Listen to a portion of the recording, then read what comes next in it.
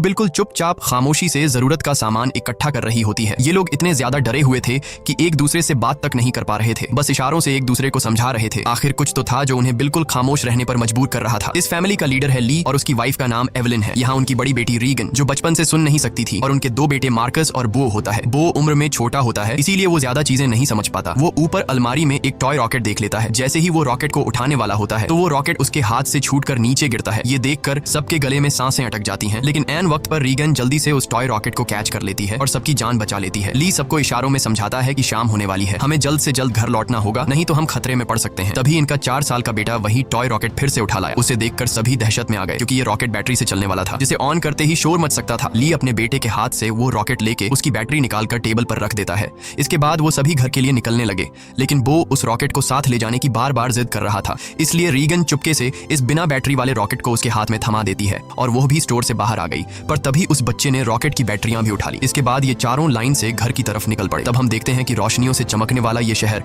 कभी गाड़ियों के शोर और इंसानों की भीड़ से भरा रहता, मगर आज ये शहर पूरी तरह से वीरान और सन्नाटे में डूबा हुआ है। यहाँ इंसान तो दूर बल्कि परिंदों की भी आवाज नहीं सुनाई देती। हर तरफ एक खौफनाक सी खामोशी छाई हुई है। पूरी दुनिया में अब कमतर ही लोग जिंदा बचे हैं, जिनमें ये 5 लोग भी शामिल हैं। यहाँ हम देखते हैं कि उन्होंने लाइन से अपने घर तक रेत बिछाया हुआ है और ये लोग इस पर नंगे पांव चल रहे थे ताकि कदमों की भी आहट न हो। वहीं मासूम बो रीगन के पीछे था। वो रॉकेट को लेकर बहुत खुश था। तभी बो ने रॉकेट में बैटरी लगाकर उसे ऑन कर दिया, जिससे उस रॉकेट में म्यूजिक बजने लगा। रीगन सुन नहीं सकती थी, इसलिए आवाज पर उसका ध्यान ही नहीं गया। लेकिन जब ली और एवलिन ने उसे सुना तो वो दोनों बहुत ज्यादा घबरा गए। तभी अचानक घने जंगलों के बीच से निकलकर गोली की रफ्तार से भागता एक खौफनाक मॉन्स्टर बो की तरफ बढ़ने लगा। ली जल्दी से खिलौने को बंद करने के लिए बो की तरफ तेजी से दौड़ता है, लेकिन तब तक बहुत देर हो चुकी थी। वो मॉन्स्टर बो को अपने साथ ले गया। उसके बाद हमें 1 साल के बाद का सीन दिखाया जाता है। ली और उसकी फैमिली ने इस हालात में जीना सीख लिया था। ली ने अपने घर में एक रिसर्च रूम बना लिया था, जहां उसने उस मॉन्स्टर के बारे में पूरी जानकारी हासिल कर ली थी। यहाँ हमें पता चलता है कि वो खौफनाक मॉन्स्टर जो बिल्कुल धीमी सी आवाज को भी कई किलोमीटर दूर से डिटेक्ट कर लेता है। अच्छी बात यह थी कि वो मॉन्स्टर पूरी तरह से अंधे थे, लेकिन उनकी सुनने की ताकत इतनी तेज थी कि वे हवा में जरा सी वाइब्रेशन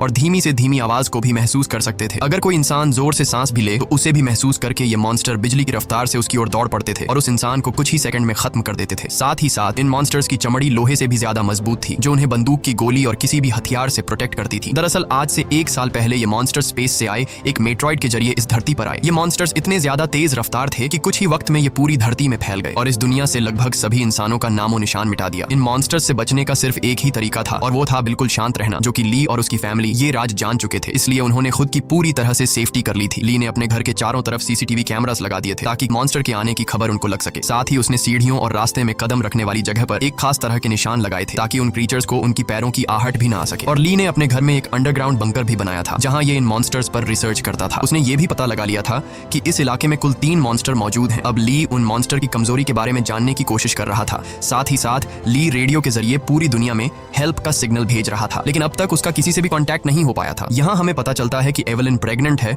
और जल्द ही वो एक बच्चे को जन्म देने वाली है। अब क्योंकि ये बच्चा पैदा होने पर रोने लगेगा, इसलिए उन्होंने अपने आने वाले बच्चे के लिए एक साउंड प्रूफ बॉक्स बना लिया है, ताकि जब भी अगर बच्चा रोए तो उसके मुंह पर ऑक्सीजन मास्क रखकर उसे उस बॉक्स में छुपा दे, जिससे उस मॉन्स्टर को बच्चे की रोने की आवाज नहीं आएगी। इस मुश्किल हालात में मॉन्स्टर से बचने के लिए रेडी रहना बहुत जरूरी था, लेकिन ली की बड़ी बेटी रीगन सुन नहीं सकती थी और ये कमी उसके लिए एक बड़ी मुसीबत बन सकती थी। इसलिए ली इसकी इस कमी को दूर करने की कोशिश में था। ली अपनी बेटी रीगन के लिए एक कॉक्लियर हीरिंग एम्पलीफायर बनाता है और ली वो एम्पलीफायर रीगन को दे देता है। लेकिन रीगन इस एम्पलीफायर को लेकर खुश नहीं थी, क्योंकि उसे लगता था कि हमेशा की तरह ये एम्पलीफायर भी काम नहीं करेगा, क्योंकि ली अपनी बेटी रीगन के लिए पहले भी कई एम्पलीफायर बना चुका था। इसलिए रीगन पहले तो इस एम्पलीफायर को गिरा देती है, लेकिन जब वह उस एम्पलीफायर को टेस्ट करती है तो ये एम्पलीफायर काम कर रहा होता है। बाहरी दुनिया की आवाज सुनते ही वो खुशी के मारे रोने लगती है और साथ में रीगन को अपने छोटे भाई की याद भी आती है। रीगन आज भी खुद को अपने भाई की मौत का जिम्मेदार ठहराती है। इससे लगता है कि अगर उस दिन वो अपने भाई को टॉय रॉकेट नहीं देती तो आज उसका भाई जिंदा होता। रीगन अपने पिता के काम में हाथ बटाकर खुद को साबित करना चाहती थी, इसलिए रीगन अपने पिता के अंडरग्राउंड बंकर की तरफ जाने लगती है, लेकिन तभी उसके पिता उसे रोक लेते हैं और उसे अंदर जाने से मना कर देते हैं, क्योंकि 1 साल पहले रीगन के अपने छोटे भाई को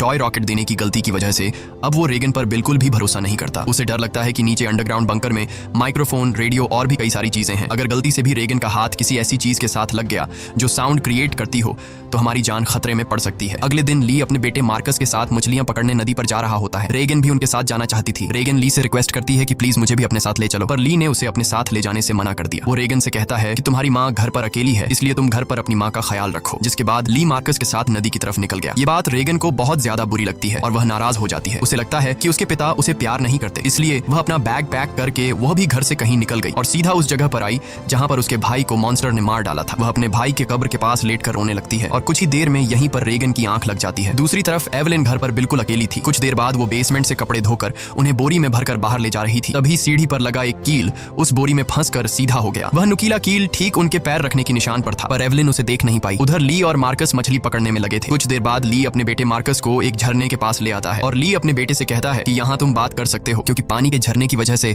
तुम्हारी आवाज उसमें हाइड हो जाएगी और तुम्हारी आवाज उस मॉन्स्टर तक नहीं पहुंच पाएगी। अब तुम खुलकर बात कर सकते हो। वो दोनों झरने के पास बैठकर बातें करने लगते हैं। मार्कस पूछता है क्या वो बो की मौत का जिम्मेदार रेगन को मानते हैं, जिस पर ली जवाब देता है कि जो कुछ भी बो के साथ हुआ उसमें किसी की भी गलती नहीं थी। लेकिन मार्कस ली को बताता है कि रेगन आज भी बो की मौत का जिम्मेदार खुद को ठहराती है, इसलिए तुम्हें रेगन को ये बात बतानी चाहिए कि उस दिन तुम्हारी कोई गलती नहीं थी। इसी दौरान एवलिन ने अपने मर चुके बेटे की तस्वीर लिए उसकी याद में आंसू बहा रही थी। तभी अचानक उसे लेबर पेन शुरू हो गया, यानी कि उसकी डिलीवरी का टाइम आ चुका था। वो फोटो फ्रेम हाथ में लिए हुए जल्दी से बेसमेंट की तरफ जाने लगी, पर तभी सीढ़ियों से नीचे उतरने की जल्दी में उसका पैर उस नुकीले कील पर धंस गया। एवलिन दर्द से तड़प उठी, पर उसने अपने मुंह से आवाज नहीं निकाली, लेकिन उसके हाथ से उसके बेटे का फोटो फ्रेम छूट गया और तेज आवाज के साथ नीचे गिरकर टूट जाता है। एवलिन ने जैसे तैसे करके अपने पैर को खींचकर उस कील से बाहर निकाला। इस दौरान उसे इतनी तकलीफ हुई कि उसका चेहरा पूरी तरह से लाल हो गया, लेकिन वो खुद पर काबू रखते हुए अपने मुंह से आह तक नहीं निकालती, क्योंकि उसे पता था कि आवाज निकालने का मतलब अपनी मौत को दावत देना है। वो लंगड़ाती हुई नीचे आकर लाइट का स्विच ऑन करती है, जिससे बाहर रेड लाइट जल पड़ी। अब वो वापस ऊपर की तरफ लौटने लगी, पर तभी उसने कुछ देखा जिससे उसके गले में सांस अटक गई। असल में वो मॉन्स्टर उसके घर तक पहुंच चुका था। दरअसल जब एवलिन के हाथ से वो फोटो फ्रेम गिर गया था तो उस आवाज को मॉन्स्टर ने सुन लिया था। डर से कांपती एवलिन दीवार के पीछे छिप गई। दूसरी तरफ ली और मार्कस मछलियां पकड़कर घर वापस लौट रहे थे। तभी दूर से उन्होंने देखा कि घर के चारों ओर रेड लाइट जल रही है। ली समझ गया कि एवलिन खतरे में है। वह तुरंत घर की तरफ भागा। उधर बेसमेंट में छिपी एवलिन डर के मारे कांप रही थी और वो मॉन्स्टर उसे घर के हर एक कोने में ढूंढ रहा था। तभी एवलिन को बेसमेंट में एक टाइमर मिला। यहाँ एवलिन समझदारी से काम लेते हुए उस टाइमर में कुछ सेकंड्स का टाइम सेट करके उसे एक कोने में रख देती है और जल्दी से एक दूसरे कोने में आकर चुप जाती है। इतने में वो मॉन्स्टर वहाँ हलचल महसूस कर लेता है और वो धीरे धीरे उस हलचल वाली जगह की तरफ बढ़ने लगा। वो एवलिन के काफी करीब था। एक तो एवलिन को लेबर पेन हो रहा था और दूसरा उस मॉन्स्टर का डर था, लेकिन एवलिन अपने आप को पूरी तरह से कंट्रोल करके बिल्कुल चुपचाप बैठ जाती है। तभी टाइमर में अलार्म बजा, जिसे सुनते ही वो मॉन्स्टर तेजी से उस डायरेक्शन में भागा। मौके का फायदा उठाते हुए एवलिन जल्दी से अंडरग्राउंड बेसमेंट से बाहर निकली, पर वो जैसे ही मेन डोर से बाहर निकलने वाली थी तो उसने देखा कि एक और मॉन्स्टर घर के बाहर यहाँ वहाँ घूम रहा है, इसलिए एवलिन वहीं पर दीवार के साथ छिप गई। उधर ली मार्कस के साथ दूर से ये सब कुछ देख रहा था। ली समझ गया कि अगर मैं अपनी बीवी को बचाने के लिए घर पर जाऊंगा तो मैं अपनी बीवी को बचाने के बजाय हम दोनों की जान जा सकती है, क्योंकि उस मॉन्स्टर की बॉडी इतनी सख्त है कि उसे बंदूक से मार पाना इम्पॉसिबल है। इसलिए वह अपने पहले से बनाए हुए एक प्लान पर काम करने लगा। ली ने जल्दी से मार्कस को टॉर्च दिया और उसे जल्दी फ्लेयर रॉकेट चलाने को कहा, जो उन्होंने घर से दूर एक जगह पर पहले ही वहां सेट कर रखे थे। जिसके बाद मार्कस तेजी से रॉकेट की तरफ भाग निकला। दूसरी तरफ एवलिन ऊपरी मंजिल में मौजूद बाथ टब में भाग आई थी। वह बहुत ज्यादा तकलीफ में थी। अब वह और ज्यादा देर तक बच्चे को रोक नहीं सकती थी। वह बस बच्चे को जन्म देने ही वाली थी कि उसकी सिसकियों की आवाज को महसूस करता हुआ वो मॉन्स्टर बाथरूम के करीब आ चुका था। एवलिन को समझ आ चुका था कि अब जिंदा बच पाना नामुमकिन है। तभी उधर मार्कस ने रॉकेट्स चला दिए, जिससे आसमान में तेज आवाज के साथ फ्लेयर्स शुरू हो गईं, जिसे सुनकर वह मॉन्स्टर एवलिन को यहीं पर छोड़कर तेजी से उस आवाज की तरफ भागा और उसी पल दर्द को दबाए बैठी एवलिन जोर से चीख पड़ी, जिसकी आवाज रॉकेट्स के शोर में दब जाती है। ये रॉकेट्स का शोर और लाइट्स दूर से रेगन भी देख लेती है और वह घर की तरफ निकल पड़ती है। थोड़ी देर बाद ली बंदूक लेकर घर के अंदर आया। उसने देखा कि सीढ़ियों पर पैरों के खून के निशान लगे हुए हैं। वह उन निशानों का पीछा करते हुए बाथरूम तक पहुंच जाता है। वहां पहुंचकर वह देखता है कि बाथ टब खून से लाल है। वह समझ गया कि एवलिन भी उस मॉन्स्टर का शिकार हो चुकी है। वह आंसू बहाता हुआ वहीं बैठ गया, पर तभी शावर रूम के कांच पर किसी ने हाथ रखा। वह कोई और नहीं बल्कि एवलिन ही थी। एवलिन ने इस मुश्किल हालात में भी खुद को संभालकर एक बेटे को जन्म दिया था। एवलिन को जिंदा पाकर ली की आंखें खुली की खुली रह गईं। अब इससे पहले कि बच्चे की रोने की आवाज आती, ली तुरंत एवलिन और बच्चे को उठाकर अंडरग्राउंड रूम में ले आया, जिसके बेसमेंट में उन्होंने बच्चे के लिए साउंड प्रूफ बॉक्स बनाया था। लेकिन बेसमेंट में घुसने से पहले ही बच्चे ने रोना शुरू कर दिया, जिसे सुनकर वो मॉन्स्टर तेजी से उनकी ओर आने लगा। ली जल्दी से अंडरग्राउंड रूम में घुसा और दरवाजे को एक मोटे मैट्रेस से ढक दिया। ली ने फौरन बच्चे के मुंह पर ऑक्सीजन मास्क लगाया और उसे बॉक्स में बंद कर दिया, जिससे उसके रोने की आवाज बंद हो गई। तब जाकर उन दोनों ने राहत की सांस ली। यहाँ ली अपनी वाइफ एवलिन को बताता है कि मैं इन क्रीचर्स की कमजोरी जान चुका हूँ। अब जल्द उनके लिए मैं एक औजार तैयार करने वाला हूँ, जिससे ये क्रीचर्स हमारा कुछ नहीं बिगाड़ पाएंगे। इसी दौरान दूसरी ओर रेगन भी घर लौट रही थी। तभी उसे खेतों के बीच एक लाइट जलती हुई नजर आई। रेगन जल्दी से उस लाइट के पास आने लगी, लेकिन वह इस बात से अनजान थी कि एक मॉन्स्टर उसकी कदमों की आहट से उसके पीछे चलता आ रहा था। जैसे ही वह मॉन्स्टर रेगन को मारने के लिए उसके काफी करीब आया, तभी अचानक रेगन की कान की मशीन से एक नुकीली और तेज फ्रीक्वेंसी निकलने लगी। इस नुकीली आवाज से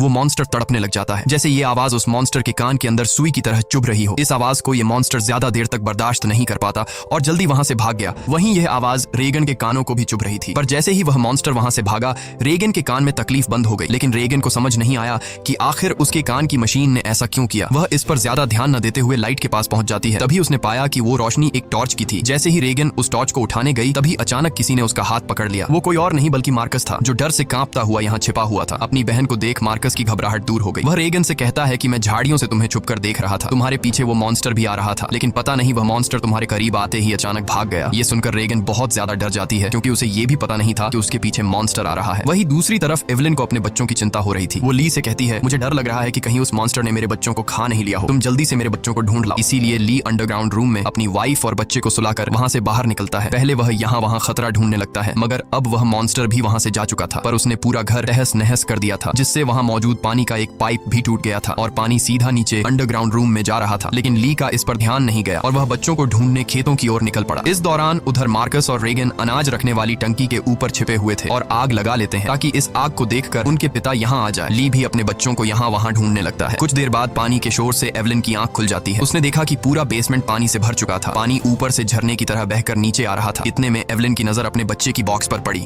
वह बॉक्स खुला हुआ था, पर वहां से बच्चे की जरा सी भी आवाज नहीं आ रही थी। एवलिन जैसे ही बॉक्स के पास जाने लगी, तभी उसे बॉक्स के पास ही सामने से एक मॉन्स्टर नजर आया। उसे देखकर एवलिन बहुत ज्यादा घबरा गई। एवलिन को लगा कि शायद मॉन्स्टर ने उसके बच्चे को खा लिया है, क्योंकि एवलिन को वह बॉक्स तो नजर आ रहा था, लेकिन वह बॉक्स उससे काफी दूर था, इसलिए वह बॉक्स के अंदर देख नहीं सकती थी कि बच्चा अभी भी जिंदा है या फिर मॉन्स्टर ने उसे खा लिया। इसलिए वह धीरे धीरे बॉक्स की तरफ बढ़ने लगी। तभी वो मॉन्स्टर भी पानी में उतर जाता है। लेकिन एवलिन जब बॉक्स के करीब पहुंची तो उसने देखा कि उसका बच्चा सही सलामत है। खुशकिस्मती से बच्चे ने आवाज नहीं किया था, जिस वजह से उसकी जान बच गई थी। वह अपने बच्चे को लेकर एक कोने में आकर चुपचाप खड़ी हो गई, पर वो मॉन्स्टर मौत बनकर एवलिन के पास ही मंडरा रहा था। अगर बच्चे के मुंह से जरा सी भी रोने की आवाज निकलती तो उनकी मौत पक्की थी। दूसरी ओर रेगन और मार्कस अपने पिता का इंतजार करते करते थक चुके थे। रेगन को लगता है कि उनके पिता उन्हें बचाने के लिए नहीं आएंगे। अब वह अकेले ही घर जाना चाहती थी, लेकिन मार्कस को अपने पिता पर पूरा यकीन था। अपनी बहन को जाता देखकर मार्कस उसे रोकने की कोशिश करता है, लेकिन जैसे ही वह अपनी बहन को रोकने के लिए आगे बढ़ता है तो अनाज की टंकी का दरवाजा खुलकर वह उसके अंदर गिर जाता है। गिरते वक्त मार्कस के मुंह से तेज आवाज निकल जाती है, जिसे सुनते ही वह मॉन्स्टर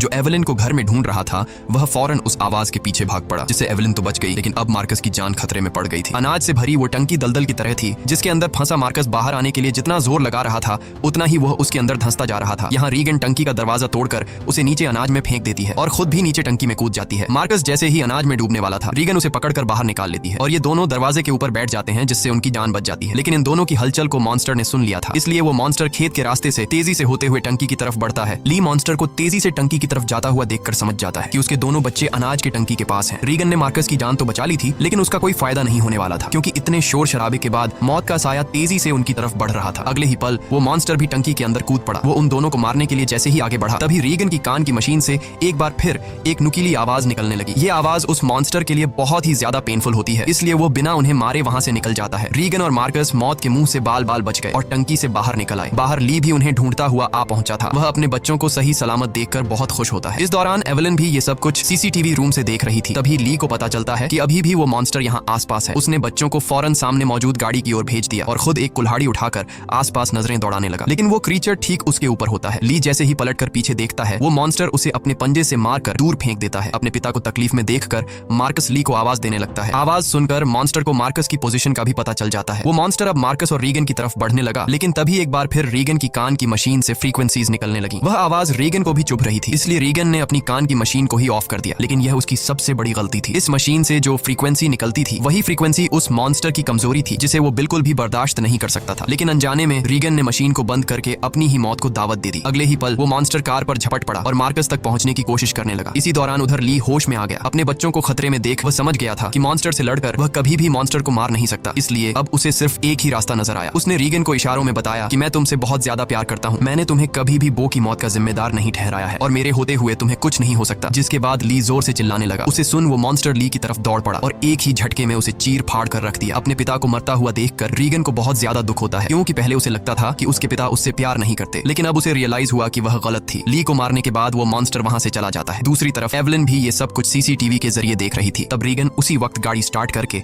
अपने भाई के साथ घर आ पहुंचती है। एवलिन ने अपने बच्चों को सही सलामत देखते ही सीने से लगा लिया। तभी एवलिन ने देखा कि वो मॉन्स्टर एक बार फिर से उनकी तरफ आ रहा है। इसके बाद ये लोग जल्दी से घर के अंदर चले जाते हैं, जहां मार्कस और रीगन अपने छोटे भाई को देखते हैं। रीगन देखती है कि उसके फादर उसके कोक्लियर इम्प्लांट के लिए कितनी मेहनत कर रहे थे। अब वो अपने फादर को बहुत ज्यादा मिस करने लगती है। कुछ देर बाद वह मॉन्स्टर उनके घर घुस आया। एवलिन यहाँ बंदूक तान कर उसके सामने खड़ी हो गई। एवलिन के पास बंदूक तो थी, पर वह जानती थी कि उसकी गोली उस मॉन्स्टर की मोटी खाल का कुछ नहीं बिगाड़ सकती। इसलिए अब उन्हें अपनी मौत अपनी आंखों के सामने नजर आ रही थी। लेकिन जैसे ही ये मॉन्स्टर उन लोगों को मारने के लिए आगे बढ़ा, तभी अचानक रीगन के कान में तकलीफ होने लगी। लेकिन दूसरी तरफ उसने देखा कि वो मॉन्स्टर भी अचानक तड़पने लगा। यानी जैसे ही रीगन के कानों में तकलीफ शुरू हुई, तभी दूसरी तरफ वो मॉन्स्टर भी उससे कई गुना ज्यादा तकलीफ महसूस करने लगा। रीगन समझ जाती है कि उसके कान में लगी मशीन जो उसके पिता ने बनाई थी, उसका इस मॉन्स्टर के साथ कोई कनेक्शन है। तभी रीगन का ध्यान अपने पिता के रिसर्च पर गया, जिससे रीगन को पता चला कि उसके कान के मशीन से निकलने वाली हाई पिच फ्रीक्वेंसी उस मॉन्स्टर की कमजोरी है। रीगन को समझ आ गया था कि जब भी ये मॉन्स्टर मेरे करीब आता तो मेरे कान में तकलीफ होने लगती और ये मॉन्स्टर वहां से भाग जाता। इससे पहले कि ये मॉन्स्टर उन्हें मार देता, रीगन जल्दी से अपने कान में लगे कॉक्लियर इम्प्लांट का पावर और ज्यादा बढ़ा देती है, जिससे निकली हाई फ्रीक्वेंसी साउंड से वो मॉन्स्टर अचानक तड़पने लगा। ऐसा लग रहा था कि जैसे वो हाई फ्रीक्वेंसी साउंड उस मॉन्स्टर के पूरे शरीर में सुइयां चुभा रही हो। यहाँ रीगन की माँ भी समझ जाती है कि ये सारा कमाल कोक्लियर इम्प्लांट का है, लेकिन पावर बढ़ाने से रीगन के कानों में भी और ज्यादा तकलीफ होने लगी। इसीलिए रीगन समझदारी से काम लेते हुए